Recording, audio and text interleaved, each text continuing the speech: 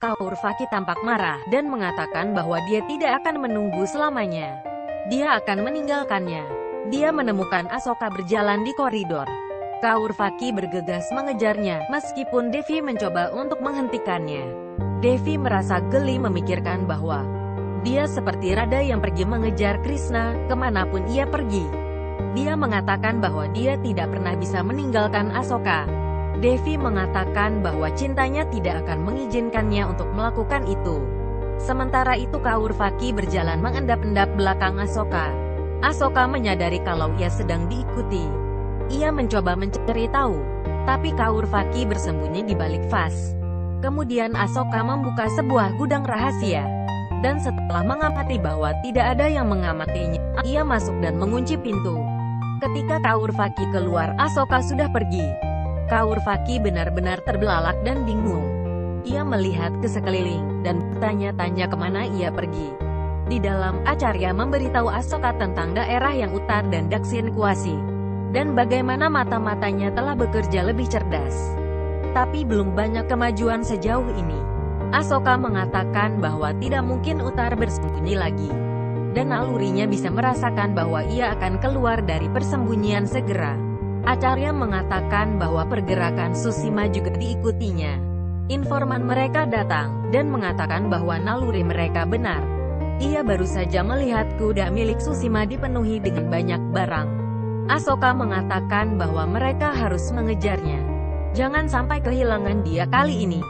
Acarya mengatakan bahwa hal ini mungkin berbahaya bagi dirinya. Sebagaimana Tantrik juga tinggal di sana, kekuatannya bisa menghancurkan dirinya. Asoka mengatakan bahwa jika memang demikian, maka inilah saatnya untuk bertemu dengannya. Asoka mengatakan bahwa ia berdiri tak terkalahkan, karena ia tidak terpengaruh oleh emosi. Ia tidak akan membiarkan sesuatu terbalik dalam membawa keadilan bagi rakyat Pataliputra. Bahkan kekuatan gaib Susima tidak akan mampu melawan kemauan dan tekad. Acarya memperingatkan dia untuk tidak menyakiti Susima. Karena kalau ia terluka, bahkan hanya sedikit, dia akan dihukum oleh Bindusara. Asoka mengatakan apa ditakdirkan terjadi akan terjadi. Dia melipat tangannya lalu pergi. Acarya menemukan Cakdarta, dan bertanya kepadanya tentang hal itu. Asoka melihat kalau mereka benar-benar baik-baik saja. Asoka mengatakan bahwa ia butuh istirahat. Dia lalu pergi. Acarya tegang karena ia mendapat sinyal dari pembunuhan. Di luar, Kaurvaki menjadi frustrasi memikirkan bahwa dia seperti idiot menunggu Asoka berdiri di sini untuk dia, ketika dia paling tidak terganggu. Kaurvaki mengatakan bahwa dia telah memutuskan bahwa tidak benar baginya untuk tinggal di sini. Setelah dia pergi, Asoka keluar. Kaurvaki bersembunyi lagi. Acarya bertanya apakah dia telah memutuskan untuk pergi sendiri.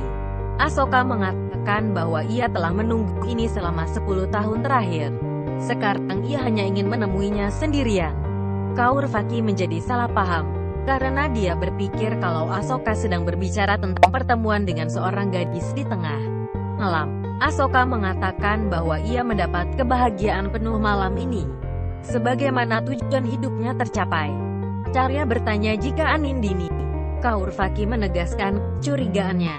Sementara itu, Asoka pergi. Sementara Kaurvaki terus berpikir kalau Asoka akan mengejar orang lain. Dia bertekad untuk mencari tahu apa yang dapat Anindini tawarkan, yang tidak dapat dia lakukan. Dan dia tidak akan melarikan diri. Malam ini dia akan memutuskan apa yang perlu dilakukan. Di larut malam, Susima tiba di sebuah goa, lalu mengambil kudanya. Asoka mengamatinya dari sembunyian, dan mengambil satu kuda untuk dirinya juga. Kaurvaki mengetahuinya, dan pergi dan mengikutinya. Tapi Asoka melihat dirinya. Asoka bertanya apa yang dia lakukan di sini. Mengikutiku? Kaurvaki mengatakan bahwa dia tidak. Asoka meminta dia diam di kamarnya. Kaurvaki mengatakan bahwa dia tidak bisa memutuskan sesuatu untuknya. Asoka mengatakan padanya untuk melakukan apapun yang dia ingin. Lalu Asoka pergi. Kaurvaki mengatakan bahwa dia sungguh tidak sabar untuk menemui pasangan hidupnya. Ia akan merusak semua rencananya. Kaurvaki bergegas mengejarnya. Kaurvaki juga menaiki kuda. Sementara Susima sedang menaiki kuda juga. Ia menyadari kehadiran orang lain. Asoka diam-diam mengikutinya pada jarak yang aman, agar tidak terlihat. Tsushima merasa kalau ia sedang diikuti. Dia berbalik tiba-tiba, tapi tidak menemukan siapapun. Dia berpikir bahwa Asoka mengikuti dia. Tapi ketika menemukan bahwa keraguannya tidak berdasar, ia kembali melanjutkan perjalanannya. Asoka kembali mengikutinya dari kejauhan. Mereka berdua mencapai dasar gunung. Tsushima turun dari kuda.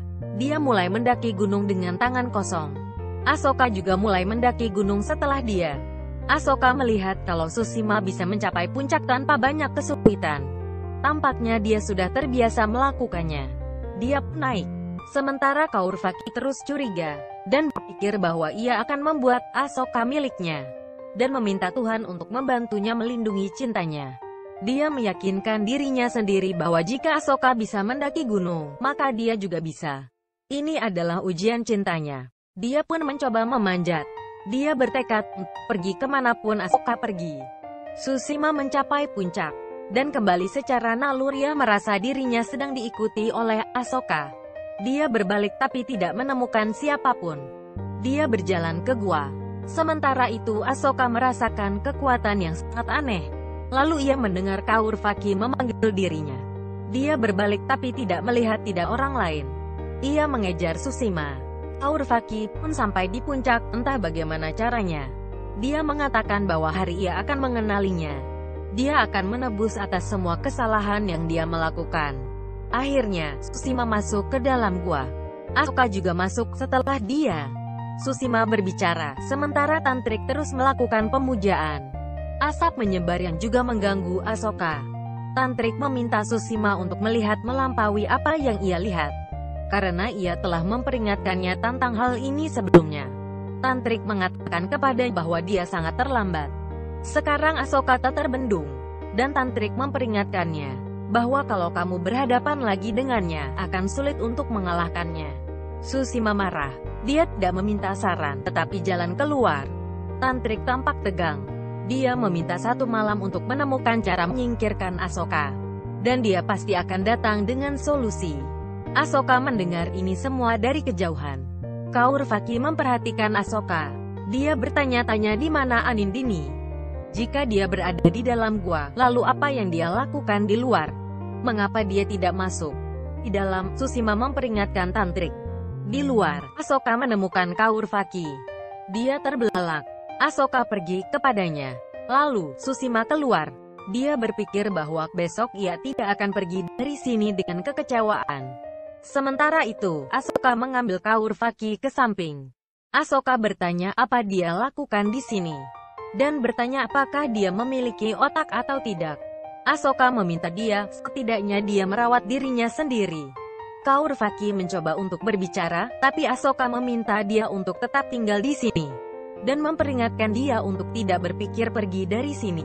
Asoka mengatakan bahwa ia ke sini untuk satu tujuan. Sementara ia belum menyelesaikannya, dia tidak harus tetap di sini. Kaurvaki mencoba untuk berbicara, tapi ia kembali membentaknya, dan mengatakan bahwa setelah tugasnya selesai, ia akan datang kembali dan menjawab semua pertanyaannya. Asoka kembali membawa buah liar untuk Kaurvaki. Dengan tak berdaya, dia memakan buah itu, sementara Asoka diam-diam masuk ke dalam gua.